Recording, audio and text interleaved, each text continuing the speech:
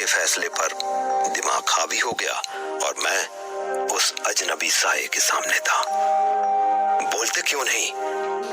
रात के इस वक्त यहाँ क्या कर रहे हो? मेरा इतना कहना ही था कि तभी वह मेरी तरफ मुड़ा।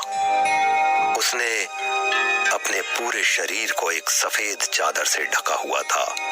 उसके शरीर से एक अजीब सी बदबू आ रही थी।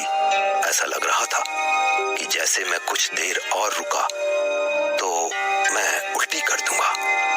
अचानक वह साया बोला, अटल, भाग जाओ यहां से।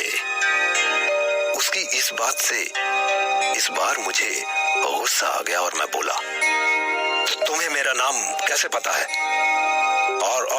और तुम यहाँ से मुझे भागने के लिए क्यों बोल रहे हो? आखिर तुम होते कौन हो? मेरी ही हवेली से मुझे भगाने वाले? यह कहते के साथ मैंने उसके जिस्म से जैसे ही सफेद चादर को खींचा तो मेरे हलक में प्राण आ गए। वह कोई चुड़ैल की तरह दिख रही थी। उसकी पूरी जिस्म पर किसी भी तरह की चमड़ी नहीं थी। ऐसा लग रहा था जैसे किसी ने उसके पूरे शरीर से चमड़ी ही निकाल दी हो। उसके पूरे जिस्म से खून की बूंदें टपक रही थी। यह बूंदें धरती पर पड़ते ही गायब होती जा रही थी। अगले ही पल उसने अपने दाएं हाथ को अपने बाएं सीने में घुसाया और अपने सीने से दिल को बाहर निकाल लिया। उसके हाथ में दिल के होने के बावजूद भी वह धड़कता हुआ दिख रहा था। यह देखते ही मैं कांप उठा। मुझे अपनी आंखों पर विश्वास नहीं हो रहा था कि यह सब मैं अपनी आंखों के सामने देख रहा था। वह चुड़ैल अब डरावनी होने के साथ घिनौनी ज्यादा दिख रही थी। तभी वह मेरी तरफ झुकी और बोली, अटल, ले, तू भी इसे चख, बड़ा स्वादिष्ट है। इसे खाने के बाद यह जिसका दिल है ना, उसी की तरह हो जाएगा। सच। यह कहने के बाद हवेली के अंदर जाने वाली मेन गेट पर वह जाकर खड़ी हुई। वो जोर जोर से हंसने लगी।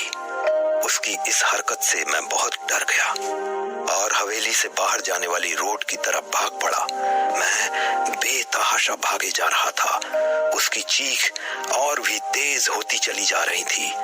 उस चुड़ैल का चेहरा बहुत ही भयानक था, जिसे देखते ही कोई भी अपने होश खो सकता था। रात आहिस्ता आहिस्ता और गहराती जा रही थी और मैं परेशानियों की मझधार में डूबता जा रहा था। मेरा दिमाग अंधेरे में गिरता चला गया। मैं लगातार भागता ही रहा और भागते भागते बहुत दूर आ गया था। अब मुझे यह भी नहीं पता चल रहा था कि यह रात का न जाने कौन सा पहर था। चारों तरफ रात का सन्नाटा छाया हुआ था, मगर मेरे अंदर न जाने कौन सी ताकत आ गई थी जो मुझे लगातार भागने में बल प्रदान कर रही थी। मैंने हिम्मत अभी भी नहीं हारी थी और वीरान सुनसान खेतों में से होता हुआ भागता चला गया। हर तरफ अंधेरे की चादर फैली हुई थी और आखिरी रातों का चांद अपनी बेबसी पर मातम मना रहा था।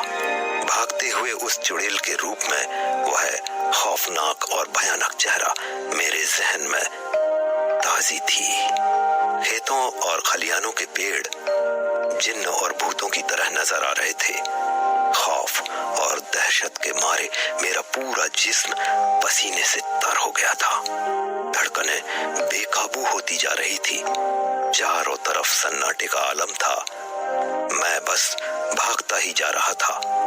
भागते भागते मैं इतनी दूर आ गया था कि मुझे अपने दोनों तरफ समुद्र नजर आने लगा था। चांदनी रात और चांद के आज धरती के ज्यादा करीब होने की वजह से समुद्र की लहरें उफान पर थी। उनकी ऊंची ऊंची लहरें मेरे जिस्म में खौफ पैदा कर रही थी। उन लहरों का स्वर मेरे कानों में पड़ रहा था, जिसे मैं साफ साफ सुन सकता था। तभी मुझे सामने एक बहुत बड़ा कब्रिस्तान नजर आ गया।